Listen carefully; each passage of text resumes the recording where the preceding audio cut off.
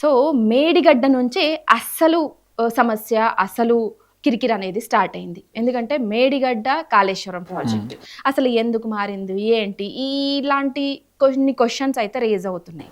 So నిజంగా Medigadda barrage అనేది ఈ కాళేశ్వరం ప్రాజెక్ట్ మొత్తానికి సంబంధించిందా, లేదంటే అందులో ఏమన్నా ఒక భాగమా? అసలు ఎందుకు దీని మీద ఇంత చర్చ నడుస్తుంది? మేడిగడ్డ అనేటువంటి బ్యారేజ్ కాళేశ్వరంలో అదొక భాగం. మేడిగడ్డ బ్యారేజే కాళేశ్వరం కాదు, కాళేశ్వరంలో మేడిగడ్డ బ్యారేజ్ అనేది ఒక భాగం.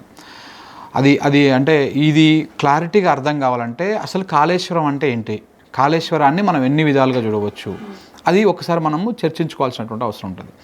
ఎలాగైతే గోదావరిని మనం 3 భాగాలుగా చూస్తామో, ఇప్పుడు గోదావరిని 3 భాగాలుగా చూస్తాం.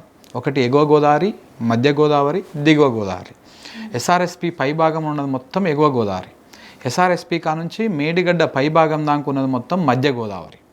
ఆ మధ్య గోదావరిలో ఎస్ఆర్ఎస్పి వస్తుంది, ఎల్లంపల్లి వస్తుంది, ఇటు ఇటు మేడిగడ్డ పై భాగం దాకా అన్నారం కింది భాగం దాకా వస్తుంది.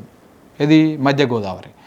కింద దిగువ గోదావరి వచ్చేసి ఎప్పుడైతే ప్రాణహిత నది గోదావరిలో కలుస్తుందో, ప్రాణహిత నది కలిసిన కానుంచి కింద ఉన్న భాగం మొత్తము దిగువ గోదావరి. సో కాబట్టి ఎలాగైతే మనం గోదావరిని 3 భాగాలుగా చూస్తామో, కాళేశ్వరం ప్రాజెక్టును కూడా 3 భాగాలుగా చూడాలి. ఓన్లీ మేడిగడ్డ ఒక్కటే కాళేశ్వరం కాదు.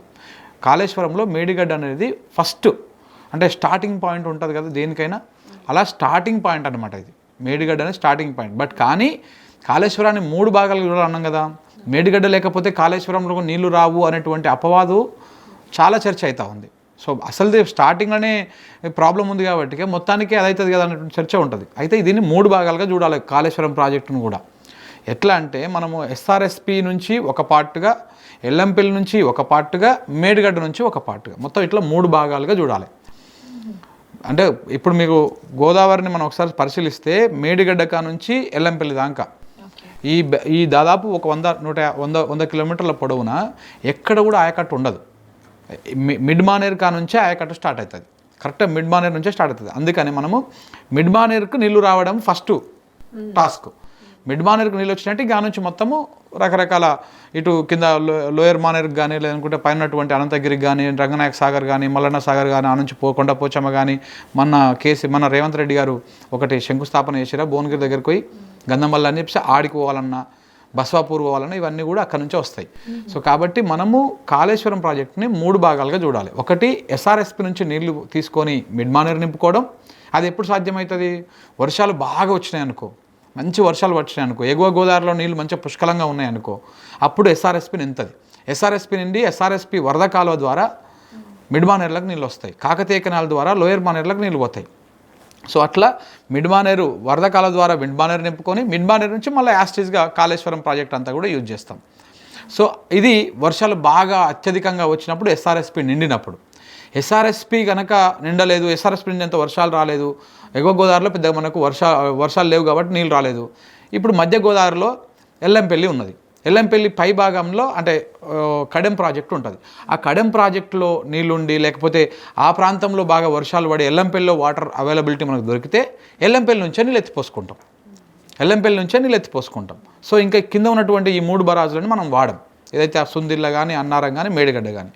ఇప్పుడు ఎల్లంపల్లి నుంచి నీళ్ళు ఎత్తిపోసుకునేది ఎప్పుడు కొంత మరీ ఎక్కువ వర్షాలు కాదు, మరీ తక్కువ వర్షాలు కాదు, మోతాదు వర్షాలు పడ్డప్పుడు, ఎల్లంపల్లిలో మనకు నీళ్ళు ఉన్నప్పుడు, కడెం ప్రాజెక్టులో నీళ్ళు ఉన్నప్పుడు, ఆ ప్రాంతం చుట్టుపక్కల ప్రాంతం నుంచి గోదావరిలకు నీళ్ళు వచ్చినప్పుడు ఆ నీళ్ళని తీసుకొని మనం మిడ్ మానేర్ నింపుకొని మళ్ళీ మిడ్ మానేర్ నుంచి అనంతగిరి నుంచి రంగనాయక నుంచి మల్లన్న సాగర్, ఇట్లా మళ్ళీ ఈ డిస్ట్రిబ్యూషన్ సిస్టమ్ అంతా వాడుకొని రిజర్వాయర్లను, కాలువలను, పంప్ హౌజ్లను అన్నిట్లను వాడుకొని మళ్ళీ కాళేశ్వరం అవుతుంది.